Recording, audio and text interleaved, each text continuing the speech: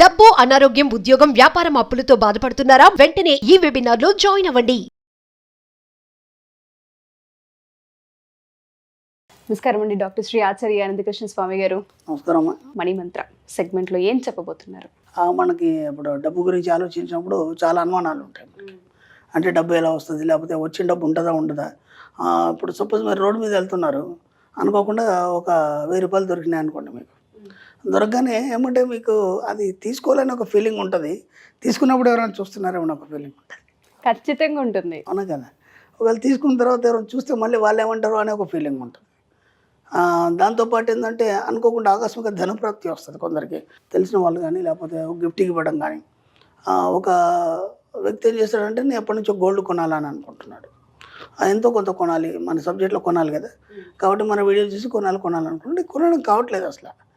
ఈసారి ఖచ్చితంగా కొందాం అనుకున్నాడు, డబ్బులు రాలేదు. ఆయన మనసు లోపల అదొక భావన అలాగే ఉండిపోయింది. అయ్యో ఏదో మిస్ అయిపోయాను, ఎందుకు కొనలేకపోయాను, ఎందుకు రాలేదు డబ్బులు, ఖచ్చితంగా కొనాలి, ఈ 3-4 రోజుల్లో కొందాం అనుకున్నాడు. అనుకోకుండా వాళ్ళ ఆఫీస్కి వెళ్ళాడు. వెళ్ళగానే ఆ మంత్ సంబంధించిన టార్గెట్స్ అన్నీ తీసినప్పుడు ఈయనది ఎక్కువైపోయింది. ఆయనకు తెలియకుండా యాక్చువల్గా క్యాష్ ఇవ్వాలి, వాళ్ళు గోల్డ్ ఇచ్చారు ఆయనకి.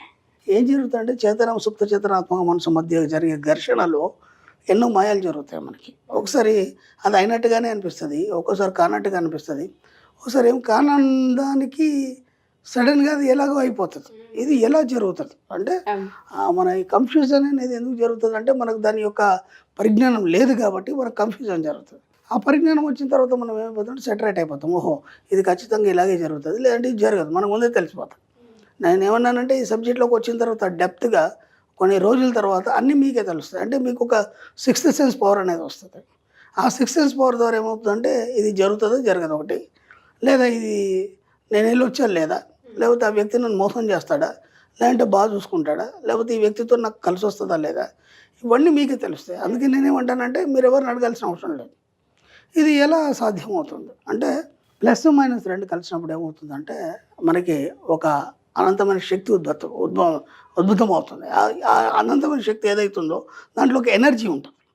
అలాగే ఇక్కడ ఏమవుతుందంటే చేతనాత్మ సుప్త చేతనాత్మ మనసు జరిగే సంఘర్షణ మధ్య ఎన్నో విషయాలు మనకు బయటకు వస్తాయి. ఇది ఎప్పుడు అవుతుంది, మీరు ఎప్పుడైతే అంతర్లీనంగా ఆలోచించి దాన్ని పట్టుకొని కూర్చుంటారో, అంటే దాన్ని ఏమంటారంటే అంతర్మథనం. మనకిప్పుడు క్షీరసాగర మథనం అని చెప్పారు. క్షీరసాగర మథనం అంటే రాక్షసులు దేవతలు ఆ కవంచిలికి లోపల నుంచి అమృతాన్ని తీయాలి, ఇదంతా స్టోరీ. మనకు ఒక కథ రూపంలో చెప్తే అర్థమవుతుంది అని చెప్పారు తప్ప యాక్చువల్గా అక్కడ క్షీరసాగర మథనం లేదు, ఏమీ లేదు. మన కథ రూపంలో చెప్తే అర్థమవుతుంది. ఏం తీశారు వాళ్ళు, ముందేం తీశారు, ఆ పనికిరాని వస్తువులన్నీ వచ్చాయి, తర్వాత కొన్ని పనికిరొచ్చిన వస్తువులు వచ్చాయి, తర్వాత కాలకూట విషయం వచ్చింది. అవునా కదా. కాలకూట విషయం అంతా అయిపోయిన తర్వాత చివరిలో అమృతం వచ్చింది. ఎందుకు చెప్పారు అంటే నీ లోపల ఈ చేతన సుప్త చేతనాత్మ మనసు మధ్య జరిగే సంఘర్షణలో ఎన్నో అనుమానాలు నేను పట్టి పీడిస్తూ నేను ముందుకు తీసుకెళ్ళావు. అలాంటప్పుడు ఏమవుతాయి, ఈర్ష్య, అసూయ, ద్వేషాలు ఇంకా ఏమేమి ఉన్నాయి లోపల అవన్నీ కూడా ఆ మదనం చర్నింగ్ చేస్తాం కదా, ఆ చర్నింగ్లో అవన్నీ వెళ్ళిపోతాయి. వెళ్ళిపోయిన తర్వాత చివరిగా ఒక నిస్సత్వం అనేది ఏర్పడుతుంది. అదే మన కాలకూట విషయం. అర్థమైంది అంటే ఇదంతా ఉందా లేదా, అసలు ఉంటే ఇలా ఎందుకు ఉంది, లేకుంటే అది లేదా, లేకుంటే అది ఎలా లేదు అనే ఒక దగ్గర నువ్వు స్తబ్దతను చెంది ఒక నిస్సహాయ స్థితిలో నిశ్శబ్దాన్ని వహిస్తాం. దాన్ని ఏమంటారంటే స్థిరీకరణ అంటాం మనం. స్థిరీకరణ మన సబ్జెక్ట్లో స్థిరీకరణ అంటే అన్నీ ఆలోచించి అన్నీ చూసి అన్నీ చేసి అలసిపోయి మొత్తం ఒక డస్సిపోయి స్థిరీకరణ. అప్పుడు నీ మనసు ఊరట చెందడం మొదలవుతుంది.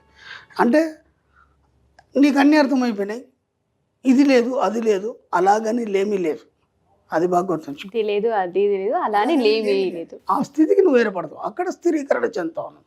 ఆ స్థిరీకరణ చెందిన తర్వాత అప్పుడు నీకేం కావాలో సృష్టించుకుంటావు. అదే అమృతం, ఇంకేం లేదు.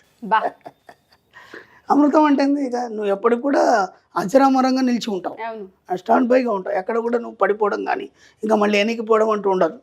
అది మనకు అర్థం కాదు కాబట్టి కథ రూపంలో చెప్పారు మనకి. ఆ కథలో మనకు ఫస్ట్ ఏమొచ్చింది, జ్యేష్ఠలక్ష్మి వచ్చింది. జ్యేష్ఠదేవునికి అందరూ భయపడతారు, అంటే భయం ముందు వచ్చింది. ఈ సబ్జెక్ట్లోకి నువ్వు ఫస్ట్ ఎంటర్ కాగా నీకేమైతే అంటే భయం అవుతుంది. ఎందుకంటే డబ్బు వస్తుందా రాదా, కూర్చున్న దగ్గర డబ్బు ఎలా వస్తుంది, వస్తే అది నిజమేనా, ఒకవేళ వస్తే దాన్ని ఎలానేది కాపాడు, ఇవన్నీ భయాలు. జ్యేష్ఠదేవి భయం. అర్థమవుతుందా లేదు?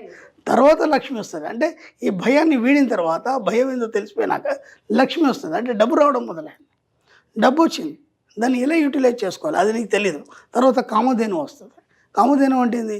నువ్వు అడిగినవన్నీ ఇస్తుంది కదా. అప్పుడు ఈ డబ్బుని సంపదని ఎలా జోడించి నీకు కావాల్సినవన్నీ సృష్టించుకోవాలి. అర్థమైందా? కామధేను తర్వాత కల్పవృక్షం వస్తుంది. కల్పవృక్షం అంటే ఏంది? నువ్వు కూర్చున్న దగ్గర సంకల్పం చేస్తే అన్నీ వచ్చేస్తుంది.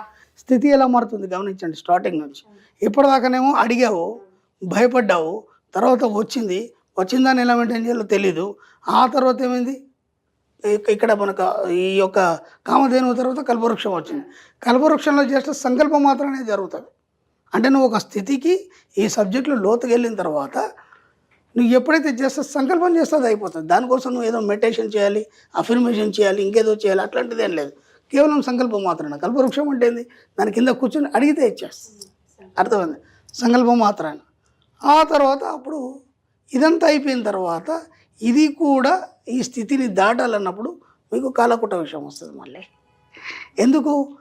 ఇవన్నిట్లో నువ్వు మొత్తం మర్దనైపోతుంది. ఇవన్నిట్లో మర్దనైపోయి అసలు విషయం ఏంటి, నువ్వు ఒంటరిగా ఉండిపోవాలి, నువ్వు ఎలా స్థిరత్వాన్ని పొందాలి, ఎప్పటికీ స్టాండ్ బైగా ఎలా ఉండాలి, అంటే సంపూర్ణత్వాన్ని ఎలా సాధించాలి అన్నప్పుడు ఏమవుతుంది? ఇదంతా కూడా మళ్ళీ మనకంతా ఒక దగ్గర క్రష్ అయిపోయి ఒక తెలియని స్థితికి ఏర్పడిపోయి ఒక సైలెంట్ అనేది ఏర్పడుతుంది. దాన్నే స్థిరీకరణ అంటాం. ఆ తర్వాత అమృతం వస్తుంది. అప్పుడేంటి? ఇక నువ్వే బ్రహ్మ, యు ఆర్ ద క్రియేటర్, నువ్వే అని నిన్ను మించిన వాడు ఈ ప్రపంచంలో లేడు.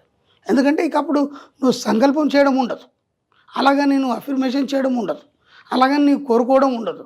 జస్ట్ నువ్వు అలా కూర్చుంటే అన్నీ నీ దగ్గరికి వచ్చేస్తాయి. అమృతం ఉన్నప్పుడు ఇక దానికి తిరుగులేదు కదా. అది ఫైనల్ స్టేజ్ అయిపోయింది. అమృతాన్ని ఎవడైతే స్వీకరిస్తాడో ఎప్పుడు నిత్య యవనంగా ఉంటాడు. ఆరోగ్యం గురించి ఆలోచించే అవసరం లేదు. సంపద అవన్నీ కూడా వాడుతూనే ఉంటాయి. ఎవరి దగ్గర ఉంటుంది? అమృతం తాగినోడితే నీకు సంపద అవన్నీ ఉంటాయి. వీడు మళ్ళీ సంపద గురించి సపరేట్గా ఆలోచించే అవసరం లేదు.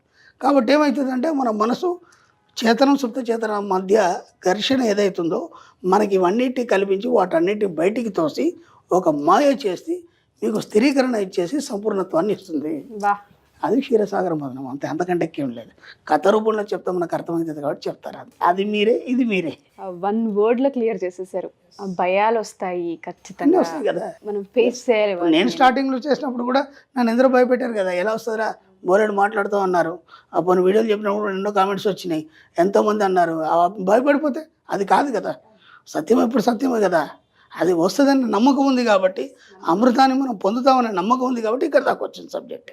ఈ సబ్జెక్ట్ అమృతం కదా, జెన్యూన్ కదా.